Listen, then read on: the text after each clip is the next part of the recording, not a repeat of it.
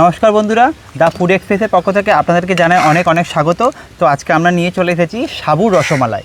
কড়া বসিয়ে দিয়েছি, কড়াই আমি দুধ ঢেলে দিচ্ছি 500 গ্রাম। এই যে সাবু, আর এইখানে আমি 200 গ্রাম সাবু ভিজিয়ে রেখেছিলাম সকাল থেকে।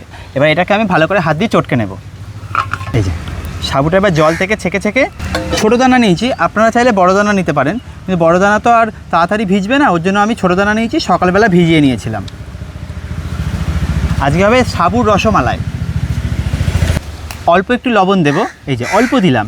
এবার এটাকে ভালো করে তুমি চটকাও পিসি। হাতটা ধুই নি। হ্যাঁ, একটু সামান্য চিনি দিয়ে দিচ্ছি। জাল হচ্ছে আর ওইদিকে পিসি ভালো করে সাবুটাকে চটকে নিচ্ছে হাত দিয়ে। একদম নুন দিয়েছিলাম, সাবুটা ভেজানো ছিল। দেখো এটা কিন্তু রসমালাই হবে, ঠিক আছে? ভালো করে চটকেও। শোনো, সবাই জানে ছানারই রসমালাই হয়, আজকে আমরা নতুন করছি সাবুর রসমালাই। এলাচ দিয়ে দিলাম 3-4টে, কাজু বাদাম ওপর দিয়ে দিলাম। কাজু বাদাম দিয়ে দিয়েছি, এর উপর দিয়ে কিশমিশও দিয়ে দিচ্ছি। দারুণ টেস্টি, দারুণ। আপাতত এখন বলতে পারছি না, বানাই তারপরে দেখছি কেমন লাগে।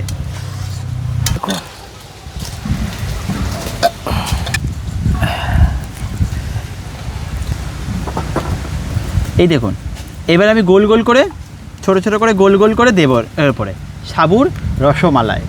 এই যে আমিও দিচ্ছি, ছোট ছোট ছোট ছোট, একদম ছোট ছোট করে দাও। ছাড়, ছোট ছোট করে দিয়ে দিচ্ছি।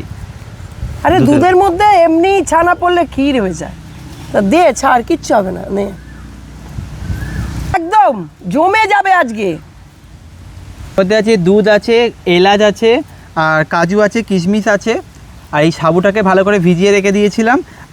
সাবুটাকে একটু লবণ আর চিনি দিয়ে ভালো করে যে মিশিয়ে চটকে নিয়েছি, নিয়ে এবার টোপা টোপা করে দুধের ওপরে দিয়ে দিচ্ছি। রসগোল্লা করে দিয়ে দিচ্ছি। একদম এটে গেছে, দেখুন। এটা একদম ধিমে আঁচে হবে। এবার চিনি ছড়িয়ে দিচ্ছি।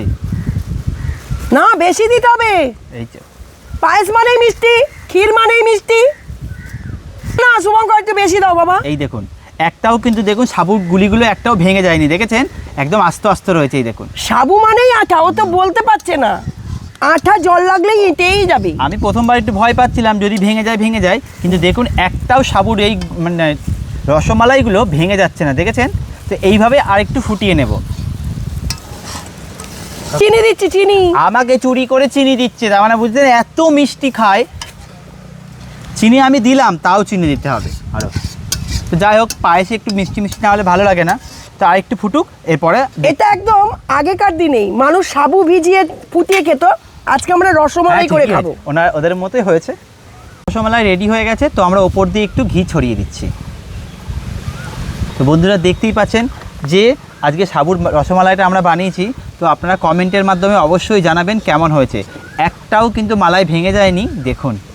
এদিকে মালাই, এদিকে কিশমিশ, সব পরিবারে মিলে বসে একসঙ্গে খাবেন এরকম বানিয়ে। এই যে এবার আমি ঢেলে দিচ্ছি। এদিকে ঘিয়ের গন্ধ, এদিকে সাবুর গন্ধ, এদিকে দুধের গন্ধ। নাও একটু তুলে দো, বন্ধুদেরকে দেখাও। এই তো, এদিকে কিশমিশ, কাজু, সাবু, দুধ। বাড়িতে বানানোর জন্য আমরা একটু মানে অনুরোধ করছি, অবশ্যই এইটা বানাবেন, ঠিক আছে? যদি কারোর বাড়িতে গোপাল থাকে, তবে গোপালকেও এরকমভাবে একটু বানিয়ে খাওয়াবেন। হোক। আমাদের কিন্তু কমপ্লিট হয়ে গেছে রান্নাটা, দেখেছেন কত সুন্দর লাগছে। দেখি একটা খুন্তি দিয়ে তুলে, এই দেখুন।